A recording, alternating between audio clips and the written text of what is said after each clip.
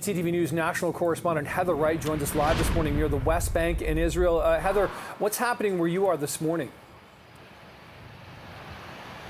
Well, behind me, Nick, is the occupied West Bank, and it is one of the many places across the Middle East where tensions are rising, especially in light of that hospital blast a couple of days ago. We know here that several people were killed overnight during raids, and it's one of, the areas where we're seeing tensions rise, and it's one of the main reasons we're seeing these diplomatic visits here to Israel. We saw U.S. President Joe Biden yesterday. The British Prime Minister was here today. They're here not only to show their solidarity with the Israeli state and to shore up, that support, but also to encourage the opening of border crossings to get that aid back in. That was top of mind for Joe Biden when he was here yesterday. He secured that aid package to a certain degree, but it's still not clear when those trucks that are stuck at the border in Egypt are going to be able to flow across and get much needed aid into Gaza.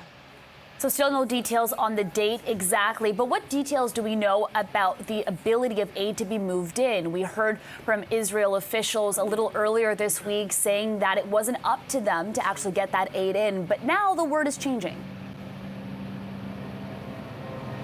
Well, Israel still maintains they will not allow aid in through their border crossings. The only aid that they are going to allow in or approve to go in is through that border crossing with Egypt to the south. And so right now, the idea is to allow 20 truckloads of aid in under very specific rules.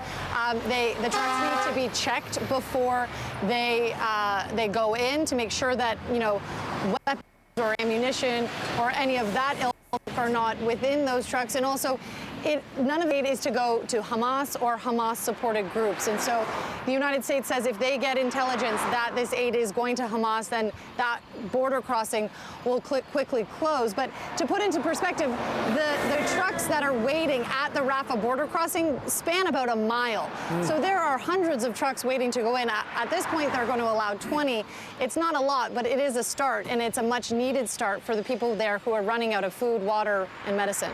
Yeah, the crisis is only increasing. It was also interesting in Biden's remark yesterday, Heather, when he talked about, the rage Americans felt after 9/11. All of us did, but Americans in particular, and how he said, don't be consumed by the rage. That was sort of his message to the Israelis here. I wonder what you've heard from people in and around the West Bank, et cetera, and in Tel Aviv, where you've been staying, about those remarks from the president.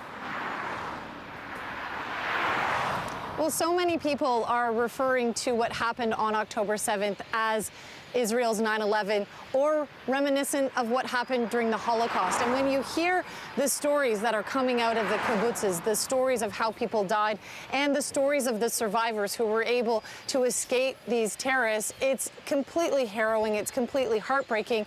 And you can see where Joe Biden's comments are coming from, reminding people to pause. And that seems to be what the Israeli military is doing. I mean, there has been troop mobilization along the southern border with Gaza for, over 10 days now. We were there yesterday. I mean, there are army personnel, tanks, soldiers everywhere, but they have not gone in yet. And so they are training. They have set up, areas where they've replicated what it looks like in Gaza. They are getting ready. If they do go in, they want to be prepared. And so they are taking their time. They are training their soldiers appropriately, and they're waiting to see what happens on the ground there. But make no mistake, I mean, there is a huge amount of military personnel that are waiting for the green light at the border with Gaza. It remains to be seen if and when that ground invasion might take place. All right, CTV's Heather Wright reporting live there just outside of the West Bank. Thank you. Heather, thanks for that.